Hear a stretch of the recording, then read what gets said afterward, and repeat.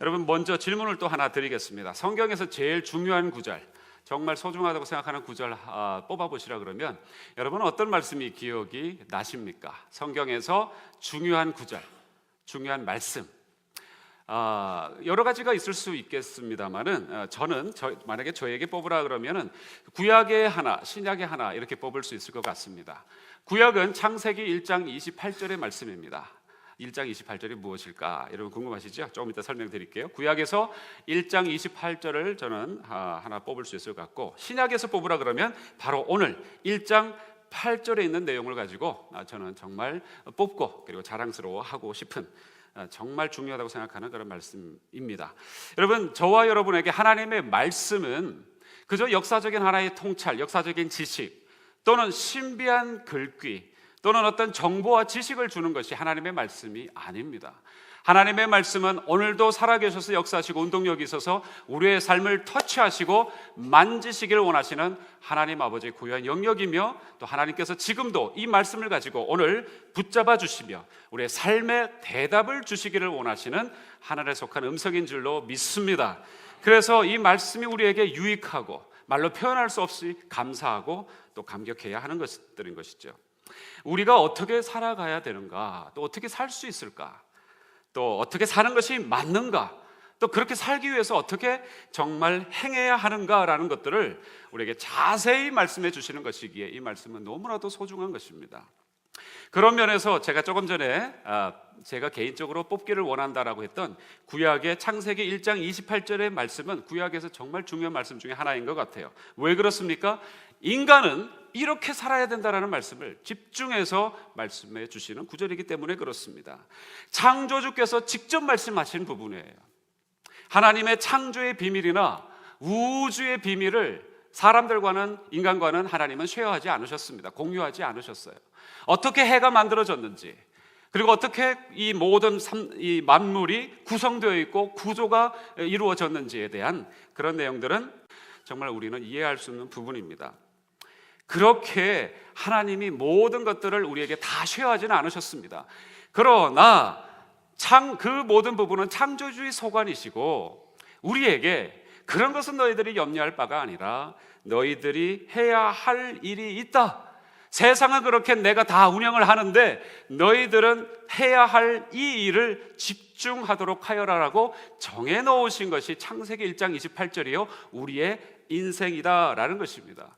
그 말씀이 무엇입니까? 여러분 잘 아시죠? 생육하고 번성하라, 땅에 충만하라, 땅을 정복하고 모든 생물을 다스리라 라는 말씀입니다. 할렐루야. 이 역할만 우리가 바르게 한다면 우리는 행복할 수 있다는 것이에요. 우리는 바르게 살아갈 수 있다는 것입니다. 세상은 아름답게 돌아갈 수 있다는 것이 창세기 28장의 말씀입니다. 태양이 제때 떠오를까 안 떠오를까 여러분 이렇게 걱정하시는 분 계십니까? 여러분 내일 아침이면 공기가 희박할 거니까 오늘 열심히 미리 호흡해두자, 아니면 산소를 공급해 준비해두자라는 분들 계십니까? 지구의 대기가 온전하게 돌아가는지 순환하는지에 대해서 염려하고 애쓰시는 분들 계십니까? 물론 몇몇 과학자들은 준비하고 애쓰시겠지요. 그러나 보통 우리의 일반인들은 관심사 바뀝니다. 왜요? 하나님이 그렇게 만들어 주셨으니까요. 그래서 생태계가 어떻게 보존되는가, 그것 때문에 고민하고 염려하실 필요가 없습니다. 우리에게 맡겨주신 일이 있어요. 그 일만 우리가 충실하고 발견해서 확실하게 그 일에 우리의 마음과 생각을 올인하면 하나님께서 우리에게 놀라운 삶을 허락해 주신다는 것이 창세기 1장 28절의 말씀입니다. 다시 한번 따라해 보시죠. 생육하고 번성하고 충만하고 다스리라. 할렐루야. 네. 그런 삶이 있는 그런 놀라운 복이, 축복이 저와 여러분에게 있으시기를 바랍니다. 하나님의, 다른 말로 이 얘기를 바꾸면 하나님의 형상을 이루라라는 것입니다. 하나님의 형상, 하나님의 선하신 그 아름다우신 그 모습을 우리에게 부여해 주셨고 그것을 오늘 받아 누리라, 회복하라 라는 말씀이신 겁니다.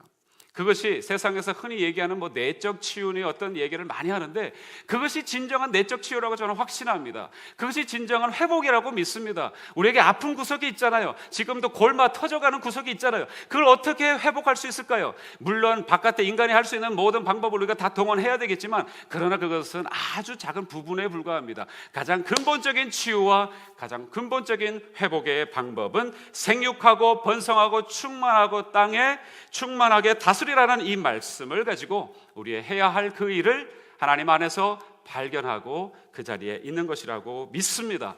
그런데 문제는 사람들이 그렇게 살아가지 못하더라라는 것이 인간의 역사입니다. 기술은 발달합니다. 문명은 참으로 너무너무 놀라웠게 발전해 가는 것 같습니다. 그러나 여러분 행복하십니까? 스마트폰 하나 최첨단 S6인가요? 그 요새 나오는 그런 걸 하나 샀다고 여러분이 행복하십니까? 아니죠. 그것을 배워야 되니까 머리만 더 찌끈찌끈 아플 뿐입니다.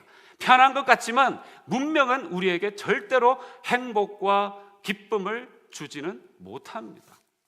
삶의 열매가 여러분이 있습니까? 있는 것 같지만 글쎄요, 그렇게 많은 열매로 인해서 우리가 기뻐하는 것 같지도 않고, 날마다 삶이 상승합니까? 그런 것 같지도 않습니다. 그냥 삶이 우리에게 뭔가 꽉 차 있는 그런 풍성한 느낌이 있으십니까? 그런 것 같지도 않아요. 우리의 삶의 주도권을 우리가 또 가지고 있습니까? 그런 것 같지도 않습니다. 우리가 누군가에게 엄청난 영향력을 주고 있습니까? 그런 것 같지도 않습니다. 그럼 뭡니까? 그냥 꺼져가는 촛불처럼, 그냥 질질 끌려다니는 사람처럼 이 땅에서 그냥 그렇게 살다가 그냥 이것이 다인가 보다 하면서 마지막을 결말을 내는 그런 모습이 대부분의 인간들, 사람들의 실존입니다. 우리를 얘기한다기보다도 우리를 포함한 전 인류의 실존인 것이에요. 이게 현실입니다. 제가 이런 얘기를 하면 목사님 너무 비관적으로 생각하지 마십시오. 너무 비관적으로 얘기하시는 건 아닙니까? 여러분, 우리의 삶은 그래도 괜찮지 않습니까? 여러분 그렇게 생각하시죠? 제가 좀 전에 분명히 여기에 앉아 계신 저와 여러분을 대상으로 얘기한다기보다 또 우리를 포함한 모든 전 세계 모든 사람들을 다 한꺼번에 인간이라는 이 말씀 안에서, 그 타이틀 안에서 말씀드린 것입니다. 여러분, 제가 비관적으로 보는 것이 아니라 세계 최대 강국에서 제일 잘 나가는 고등교육을 받고 그리고 이렇게 여유 있게 살아가기 때문에 우리는 괜찮지 않습니까? 게다가 하나님을 믿고 있으니까 이 정도면 잘 사는 것 아닙니까? 여러분 그렇게 생각하시지만 여러분, 저와 여러분의 삶이 이 땅의 사람들의 인간의 평균 삶이 아니라는 것을 아셔야 합니다. 방글라데시만 가보십시오. 인도네시아 저작거리를 한번 가보십시오. 아니, 더 가까운 중국 지방교회, 지방에 있는 작은 저작거리나 어떤 그런 길가를 한번 거닐어 보십시오. 수많은 사람들의 눈빛에서 이런 내용을 우리가 보게 되는데, 심지어 그것은 찬양 가사로도 알려져 있어요. 매일 스치는 사람들, 내게 무엇을 원하나, 공허한 그 눈빛은 무엇으로 채우나, 모두 자기 고통과 자기 두려움으로 가득한 감춰진 울음소리, 무엇으로 그것을 채우나. 주님 들으시네. 그들은 모두 주가 필요해. 깨지고 상한 마음 주가 아시네. 그들은 모두 주가 필요해.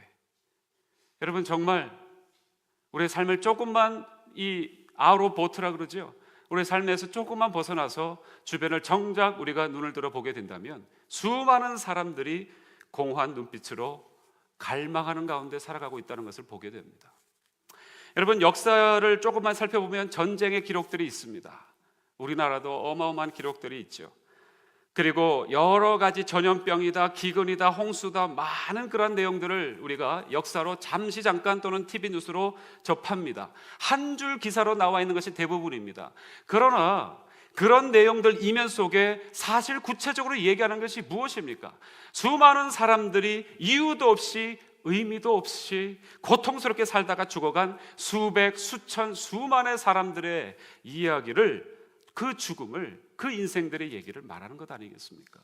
게다가 여러분 하나 더 있어요. 종교라는 이름으로, 심지어 샤머니즘부터 해서 각각 모든 민족들이 가지고 있는 이 종교라는 이름 안에서 그것이 무엇을 말하는지 아십니까? 종교라는 이름 아래, 신앙이라는 이름 아래 두려움과 공포와 폭력과 속임수에 묶여 살아가는 그 인생들의 모습이 우리가 조금만 눈을 들어보게 되면 다 알 수 있는, 보게 될 수 있는 현실 인간의 실존이다라는 것입니다.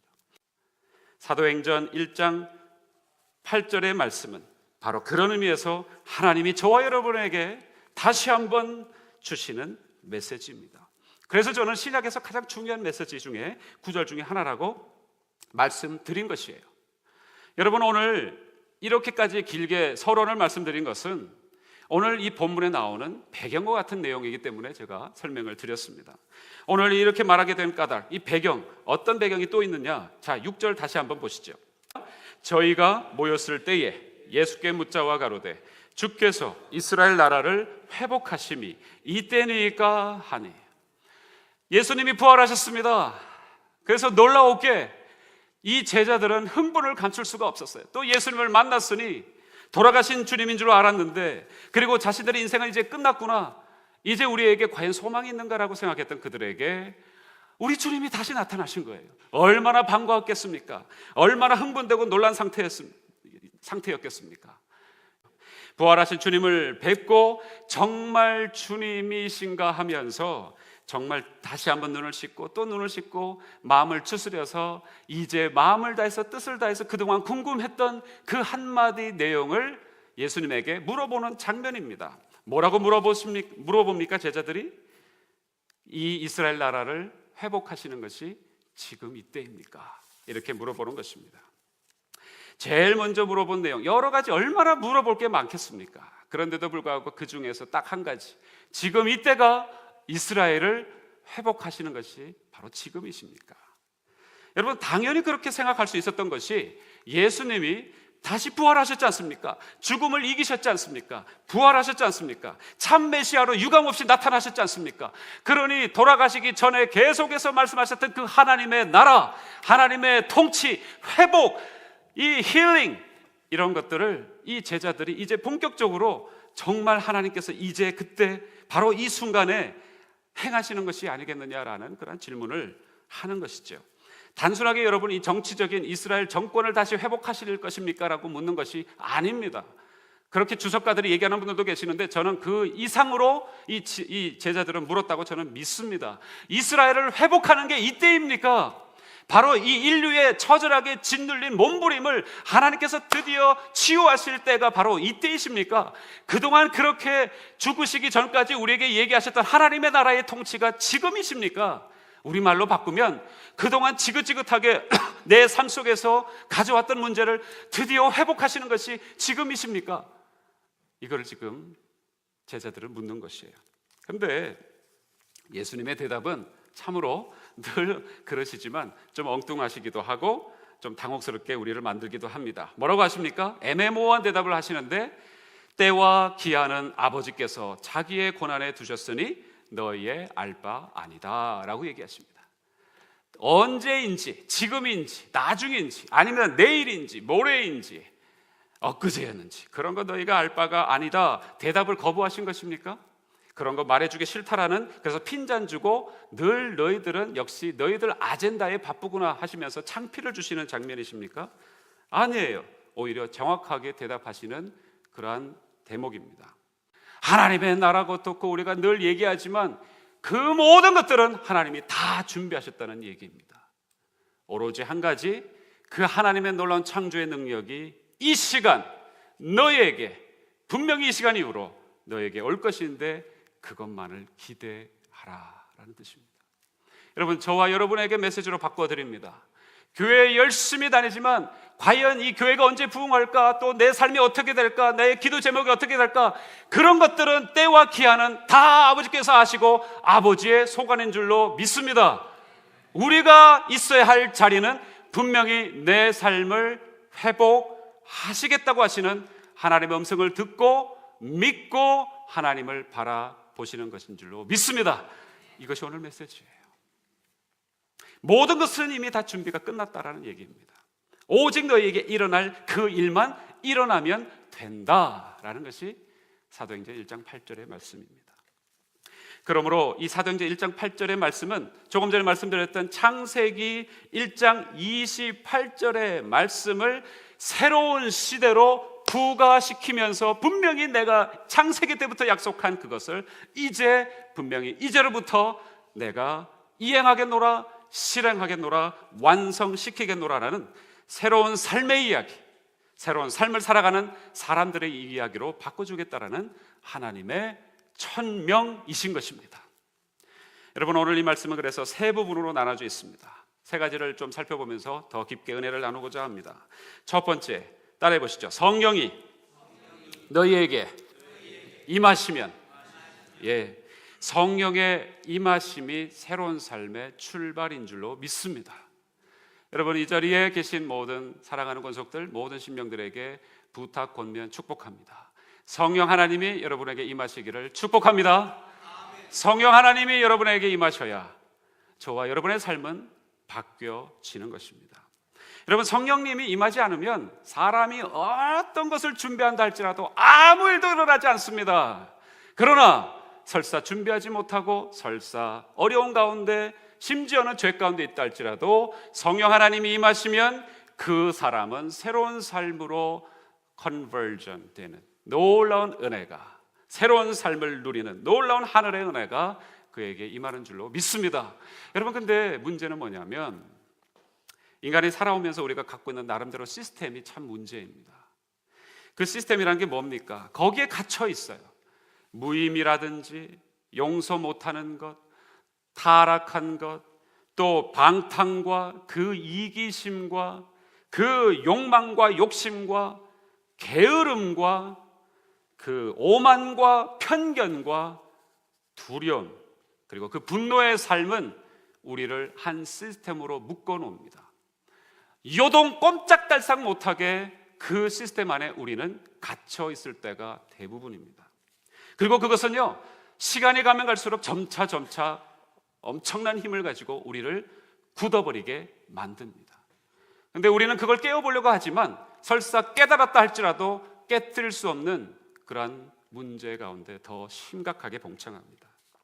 그런데 그 굳어진 삶의 원인이 무엇인 줄 아십니까? 그 시스템 안에 갇혀있는 이유가 뭔지 아십니까? 영적인 무지예요. 영적으로 분명히 묶여있기 때문에 깨어나지 못하고 그 시스템 안에 갇혀서 그렇게 비참한 인생을 살아가게 됩니다. 여러분, 지식이 없어서 그렇다고 생각하지 마십시오. 내 감정이 따라가지 않는다고 생각하지 마십시오. 내 의지가 약하다고 생각하지 마십시오. 심지어는 내 건강이나 외모나 체력 때문에 내가 이 자리에 갇혀 있다고 생각하지 마십시오. 그게 아니라 분명히 성경은 말씀해 주지만 영적인 무지 때문에 그렇습니다. 영적으로 갇혀있기 때문에, 묶여있기 때문에 그렇습니다. 그래서 오늘 이 말씀은 우리에게 엄청난 중요한 임팩을 주는 중요한 소중한 말씀인 것이에요. 이 갇혀있는, 묶여있는, 딱딱하게 굳어있는 이 시스템을 깰 수 있는 것은 하나님의 영이십니다. 하나님의 성령의 이 영이 바로 우리를 풀어주시고 우리의 눌려있는 것을 풀어주시고 우리를 새롭게 회복시키시며 잠자는 영을 깨뜨려 주시는 것입니다. 여러분, 이 시스템을 확 뒤집어 놓는 것이 성령 하나님의 임재이시고 임하시는 것입니다. 여러분, 형태는 뭐 다양할 수 있습니다. 뭐 성령님이 임하시면 뭐 거품은 문다, 뭐 쓰러진다, 뭐 여러 가지 얘기하지만 여러분, 제가 분명히 한 가지만 말씀드릴게요. 그런 것을 다 거두절미하고 성령 하나님이 임하시면 이런 일이 발생합니다. 예전에는 내 힘으로는 절대 못하던 일이 행하게 되는 것을 보게 되는 줄로 믿습니다. 여러분, 깨어나십시오. 여러분이 가지고 있는 그 울타리에서 벗어나는 성령님의 임재가 저와 여러분에게 충만하시기를 다시 한번 간구합니다. 축복합니다. 이것이 없이는 우리는 종교인밖에 안 됩니다. 오렌 위어스비 목사님, 유명하신 목사님이지 않습니까? 그죠? 이 목사님이 그 남편과 아내 한 가정을 이게 상담을 했는데 이런 재밌는 예화를 한번 들려주신 적이 기억이 납니다. 남편이 예수 믿지 않아요. 그래서 이 와이프가 남편을 위해서 그렇게 기도를 합니다. 제발 구원시켜달라고, 예수 믿게 해달라고 정말 오랫동안 기도했습니다. 그런데 뭐 평생토록 전혀 미동도 하지 않습니다. 그래도 성령의 언젠가의 역사를 기대하면서 사모하면서 계속 기도했습니다. 그런데 어느 날 이 남편이 교회 가겠다 그러는 거예요. 이게 웬일인가 해가지고 너나 잘 가라, 잘 갔다 와 이러면서 빨리 와 이랬던 사람이 갑자기 다녀오겠다는 것도 아니 뭐 당신만 가라는 것도 아니고 자기가 교회 가겠다고 얘기하니까 성령님의 역사다, 성령님의 역사다. 그런데 아내가 갑자기 걱정이 되기 시작했습니다. 남편이 가기로 한 그날에 목사님이 설교를 잘하셔야 될 텐데 그렇죠? 설교를 잘하셔야 한 방에 그냥 확 쓰러뜨리죠, 그죠? 그래가지고 목사님 제발 설교 잘할 수 있도록 도와주십시오 하면서 막 기도를 했답니다. 근데 목사님만 생각하다가 기도 막 그렇게 설교를 잘할 수 있도록 기도하다가 갑자기 또 생각이 났답니다. 그때 성도님들이 막 방긋방긋 웃으면서 좀 막 은혜스럽게 좀 도와주십시오, 분위기에게 확 남편이 매료되게 좀 도와주십시오, 이렇게 막 기도를 했다고 합니다. 그런데요, 웬일입니까? 하필이면 그날 설교 본문이 창세기 5장이었어요. 여러분, 창세기 5장이 뭐가 있는지 아셔야 이게 재밌는데, 창세기 5장에 아담의 족보만 쭉 나오는 그날이었습니다. 아담의 족보, 누가 누구를 낳고 누가 누구를 낳고 또 언제 죽었고 뭐 이 얘기만 쭉 나오는 그 본문을 가지고 지루하게 그날따라 길게 목사님이 설교하셨습니다. 그래서 그 이분이 이제 와이프 되시는 이분이 오늘 망했다, 하나님 어찌 이럴 수가 있습니까? 남편이 왔을 때 좀 제발 예수님 얘기하시면서 성령님의 그 강력한 얘기를 해주셔가지고 참 남편이 꼬꾸라지게 만들어 주셔야 되는데, 이거 뭐 어려운 이름만 쭉 나이라고 누가 낳고 죽었다 이 얘기만 하니 아유, 하늘도 무심하시지 이러고는 그냥, 그러면서도 그래 뭐 사람의 방법은 그렇지만 하나님이 뭔가 방법이 있을 거야, 하나님께 그래도 생각하고 맡기고 이제 간절히, 그러나 마음은 계속 만감이 교차하는 거죠. 불안하기도 하고 또 맡겼다가 또 불안하기도 하고 맡겼다가. 그런데요, 그날 그 남편이 설교에 은혜 받았다고 얘기합니다. 할렐루야. 아유, 또 남의 얘기라고 이렇게 인색하시네. 자, 할렐루야. 나중에 물었습니다. 무엇이 그렇게 감동이 되더냐, 무엇이 그렇게 남편의 마음을 터치했는지 이거 궁금했죠. 그래서 물었습니다. 그런데 이 남편이 뭐라고 하는 줄 아십니까? 그 창세기 5장에 수도 없이 반복되는 죽었어라는 내용이, 그래 나도 언젠간 죽지, 그러면서 마음속에 인생에 대한 회의와 함께 하나님을 붙들어야 되겠다는 그런 마음이 들었답니다. 할렐루야. 네. 별걸 가지고도 다 우리 은혜 받을 수 있습니다. 할렐루야. 네. 여러분, 목사님 오늘 잘 설교해야 내가 조금 은혜 받을게요. 한번 해보십시오. 여러분, 그러면 절대 은혜 받지 못합니다. 무슨 말씀을 하시더라도 주님 저희 상황 아시죠? 열어주십시오. 그러면 하나님께서 여러분의 마음을 저하고는 상관없이 저를 그냥 도구 삼아 터치하여 주실 줄 믿습니다. 그것이 뭐냐면 두 번째, 따라해 보시죠. 너희가 권능을 받고, 권능을 받는다는 것입니다. 이 얼마나 힘찬 그런 의미죠. 이 세상은 솔직히 말하면 파워게임입니다. 전부 다 힘 있는 자가 되려고 하죠. 너나 나나 힘 있는 자가 되려고 합니다. 요즘은 돈이 파워라는 건 옛날 말이고요, 돈뿐만 아니라 아름다움도 파워더라고요. 그렇죠? 그래서 너나 나나 한국은 대형 성형 제국이 되어버렸지 않습니까? 그런데 그 아름다움마저도 힘이 되는 이 세상에 우리가 살고 있다 보니까 우리가 자꾸 이 힘을 그렇게 생각합니다. 그러나 여기에 나와 있는 권능이라는 것은 하늘의 권세와 능력을 얘기하는데, 어떤 얘기냐면 이런 얘기입니다. 믿는 자들에게는 다른 힘이 주어진다.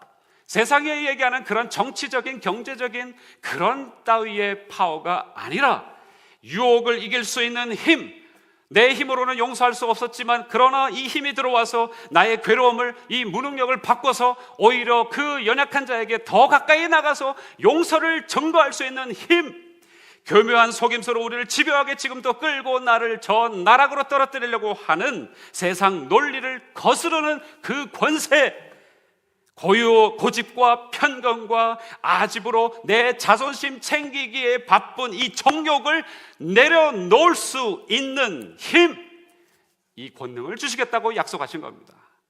할렐루야. 여러분, 이게 진짜 파워입니다. 다른 거 생각하지 마십시오.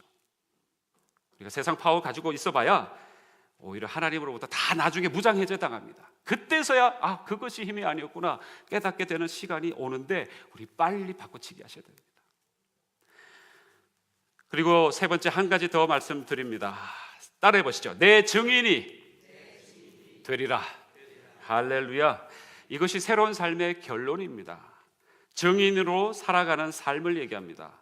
어떤 성경 공부 그룹에 이름을 정하라 하니까 우리는 뭐 목장에 이름 있잖아요. 뭐 기쁨 목장, 소망 목장, 사랑 목장 이런 이름이 있잖아요. 근데 이 성경 공부 그룹의 이름은 말뚜레오라는 이름을 이렇게 했다고 합니다. 말뚜레오, 뭐 말고삐인가, 뭐 말마구간인가 그게 아니고 원어에서 나온 것 같아요. 말뚜레오. 근데 이 원래 처음에는 말뚜레오 하면서 굉장히 그 그룹이 좋아했습니다. 아, 우리 이름 멋지다, 말뚜레오. 남들이 안 쓰는 이름이잖아. 막 좋아하다가 얼마 안 있다가 슬그머니 그 이름을 딱 꼬리를 감추고는 다른 이름으로 가델이라는 100배의 축복이라는 이름으로 이 그룹이 바꿨어요. 역시 사람들은 축복받기를 원합니다. 100배의 축복, 그것도 가델이라는 이름으로 바꿨는데 어떻게 바꿨느냐 나중에 알고 보니까 말뚜레오라는 뜻이 무슨 뜻인지 아십니까? 마르터에서 왔습니다. 순교자라는 뜻입니다. 그러니까 사람들은 순교하기 싫고 100배 축복만 받겠다라는 의미가 아마 여기에 숨겨져 있는지 모르겠습니다. 순교자라는 어원이라는 말을 듣고 아마 바꿨는지 그랬다는 거죠. 여러분, 여기에 증인이 되리라 라고 하면 마치 저와 여러분에게 나는 여기에 최소한 포함되지 않을 거야 라고 우리는 자꾸 밀어붙입니다. 반대를 하려고 해요. 익스큐즈를 대려고 합니다. 전도자로 살아가는 삶이라고 생각해요. 순교자로 살아가는 삶이라고 생각해요. 결국 목사나 전도사가 되는 삶이 아니겠느냐라고 생각합니다. 예, 물론 포함될 수는 있습니다만 그 정도의 뜻이 아닙니다. 여기에 내 증인이 되리라라는 뜻은 모이 마르투레스라는 뜻으로 새로운 삶을 뽐나게 보여주는 롤모델과 같은 인생이 되어라라는 뜻입니다. 이것이 본 원래 뜻이에요. 여러분, 그 옷을 하나 유명한 디자이너가 이렇게 만들고 나면 어떤 일이 벌어집니까? 이 워킹 이 스테이지가 만들어지고 왔다 갔다 하면서 그 옷을 갖다가 뽐나게 맵신하게 입고 다니면서 많은 사람들에게 조사야지라는 마음을 불러일으키지 않습니까? 그런 모델과 같이 새로운 삶, 성령님이 주시고자 하시는 새로운 삶이 있는데 그 증인이 네가 돼야 되겠다. 할렐루야. 이것을 얘기하시는 거예요. 이것을 우리에게 지금 축복처럼 주시기를 원하시는 것입니다. 예수님의 말씀하신 것이 이것이구나. 그분의 시작하신 삶이 바로 이런 것이구나. 사람들이 볼 수 있는 바로 그런 모델과 같이 살기를 하나님은 이 제자들에게, 그리고 이 글을 읽고 있는 저와 여러분에게까지 말씀해 주시고 오늘도 요청하고 계시는 그러한 대목입니다. 그 롤모델 같은 삶은 어떤 삶일까요? 세상이 알 수 없는, 정말 세상이 줄 수 없는 그런 평강의 삶이 바로 그런 것입니다.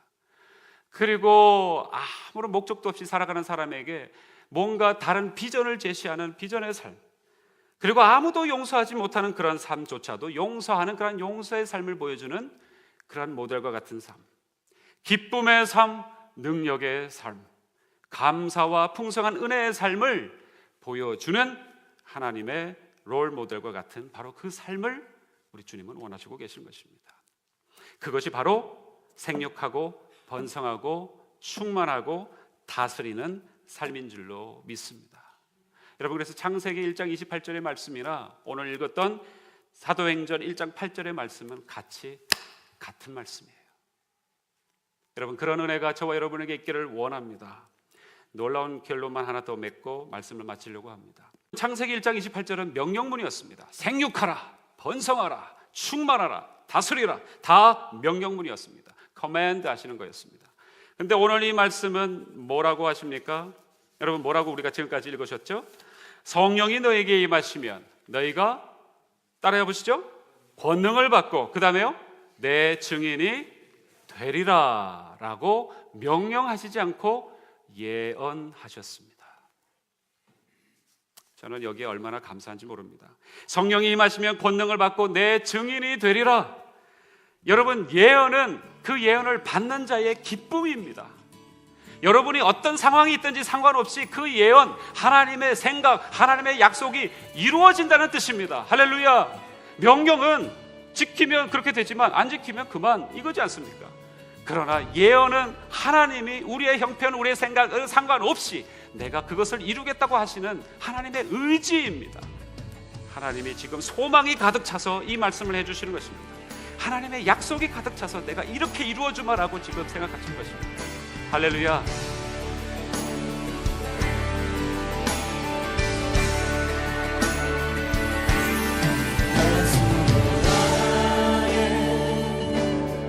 우주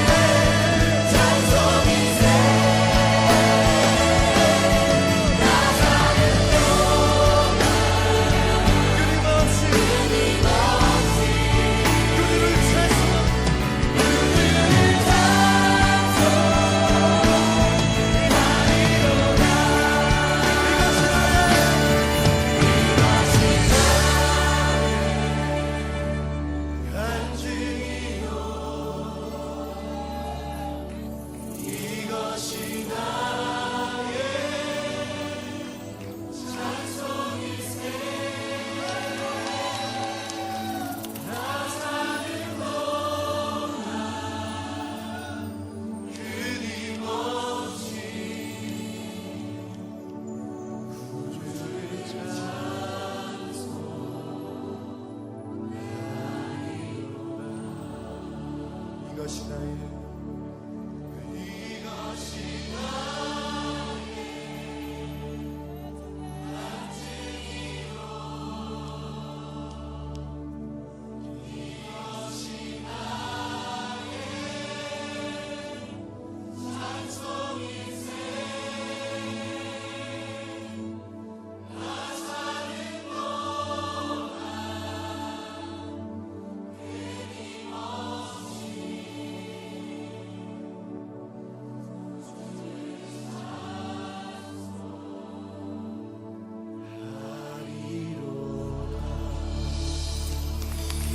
할렐루야.